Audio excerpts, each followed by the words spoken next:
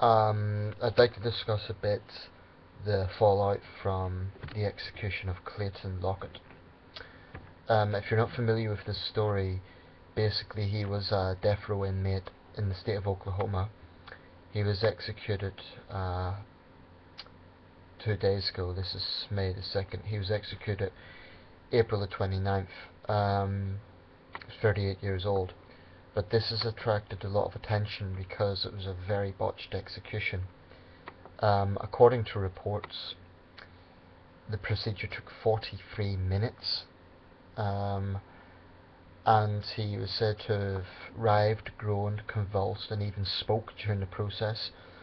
One source says he attempted to rise from the execution table 14 minutes into the procedure, and that one of his veins ruptured.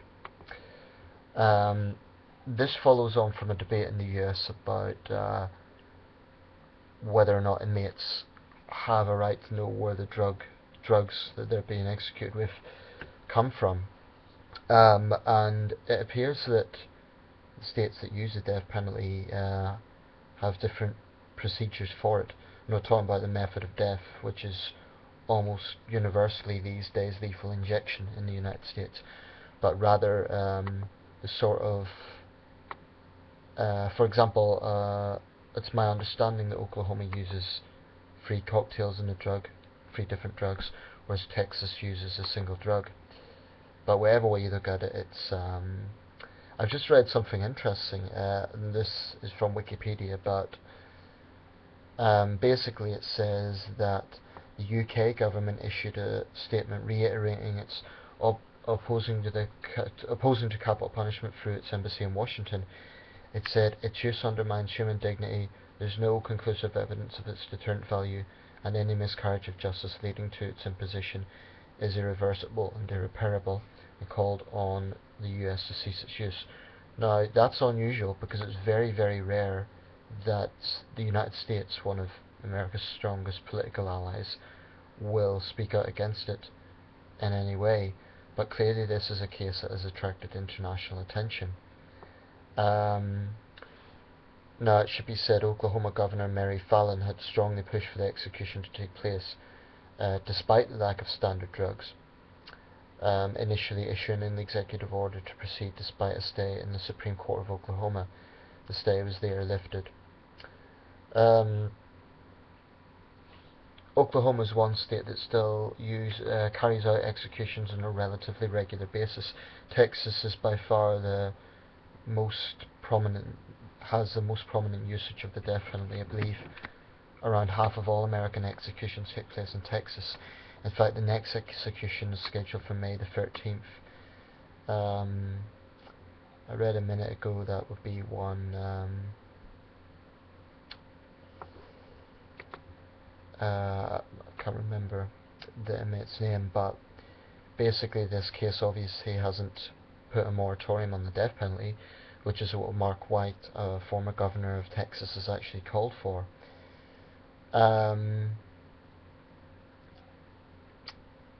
with me a second. Yeah, Robert Campbell, 42, is scheduled to be executed on the 13th of May. Jason Clark, a spokesman for the Texas Department of Criminal Justice, said in an email to the Guardian newspaper that the execution was expected to go ahead as planned. TDCJ, I presume that's the initials of the Texas Death Row Department, has no plans to change our procedures. Texas does not use the same drugs as Oklahoma, as we use a single lethal dosage of pentobarbital, and we've done so since 2012. I find there's something sinister about all this sort of language, because we're talking about basically the procedure for killing a human being. And let's not forget, these are executions that are viewed by people. Not necessarily public executions, but they're viewed in the sense that the victim's family watch. And I believe sometimes, I'm not sure if the inmate's family watch as well, but I've always been very uneasy about the death penalty, and this only further cements my view on it. But before I continue, I'd like to talk about why this man was put to death in the first place. He committed a pretty heinous crime. In 1999, he apparently kidnapped, beat, gang raped, and then shot 19-year-old Stephanie Neiman and ordered accomplices to bury her alive, and raped a friend of Neiman. This is what he was convicted for. I can think of few crimes as awful as that. Clearly this is a pretty evil man, and he committed an absolutely sickening crime. One thing I've noticed is that if you speak against the death penalty, people who are for the death penalty automatically assume that you must be soft on crime. The term bleeding hearts, namby-pamby liberal, this sort of thing comes to mind, and they come out with things like, what about the victim? How can you feel sorry for this sort of person? It's not so much feeling sorry for them as reflecting on how it barbarizes society. And I believe that the United States is in no position to lecture other countries that use the death penalty so long as this sort of thing goes on. Now, I know they'll turn around and say, oh, but we don't execute minors, we don't do this, we don't do that, and they'll point out how it's different from other countries that have the death penalty. But the bottom line is the United States uses state-level killing in its judicial process. You can't escape from that fact any other way. So that puts the United States in company with Iran, Egypt, China, countries like that. That's just a reality. Now, it's true that those other countries execute more people, but the point is the United States as a superpower is focused upon. And there's actually a whole subculture around this, with, rappers singing about it and so on. It's for me, there's a blasé attitude about this that's troubling, and I'm very grateful that this country doesn't have it. By the way, to Americans who may be watching this, current United Kingdom government is a conservative government, and that's the position they take. So this isn't about liberalism.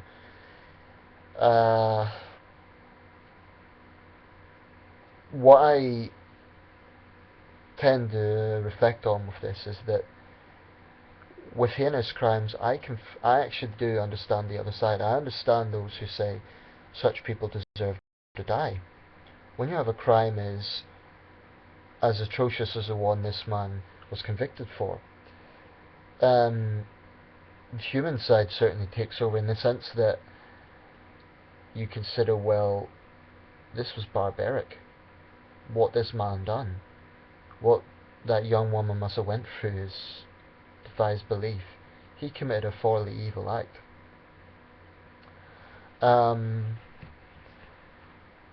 But the question is, should the death penalty be about revenge? Because when you have something like this, a botched execution, and I should say Governor Fallon has ordered an inquiry into it, but when you have a botched execution like this, that really makes the state no better than the criminal, as far as I'm concerned. It is cruel, it is inhumane, and it is frankly barbaric. Now, people will say, what if that girl was a relation of yours?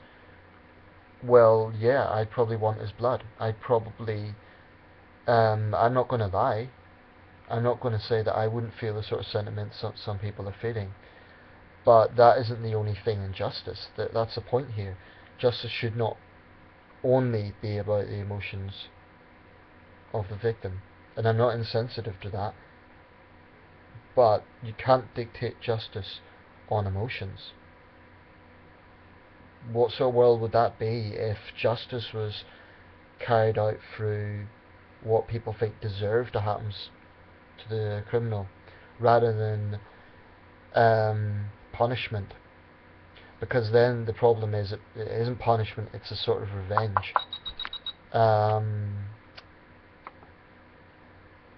mean, I would actually argue it's that someone guilty of that sort of crime would be punished more by having to spend years behind bars, being deprived of the sort of liberties that law-abiding people who don't commit heinous crimes enjoy.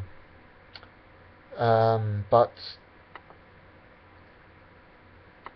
I genuinely understand people who are for the death penalty. I understand it because I understand what motivates them. They see these disgusting crimes, and they think, how can we as a society allow the person responsible for that to have any comfort? But the problem is, it brutalizes society. You have to look at this from an objective stance, outside an emotional stance.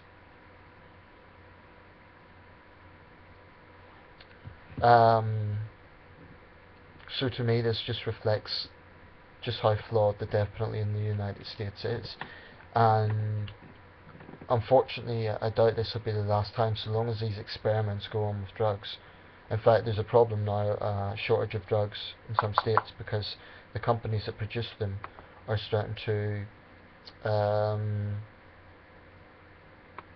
reconsider that. So there's a lot of issues to consider here. I can't throw everything in that I'd like to in this video. I might put some notes up if there's some things I want to say, but that's just some reflections on that.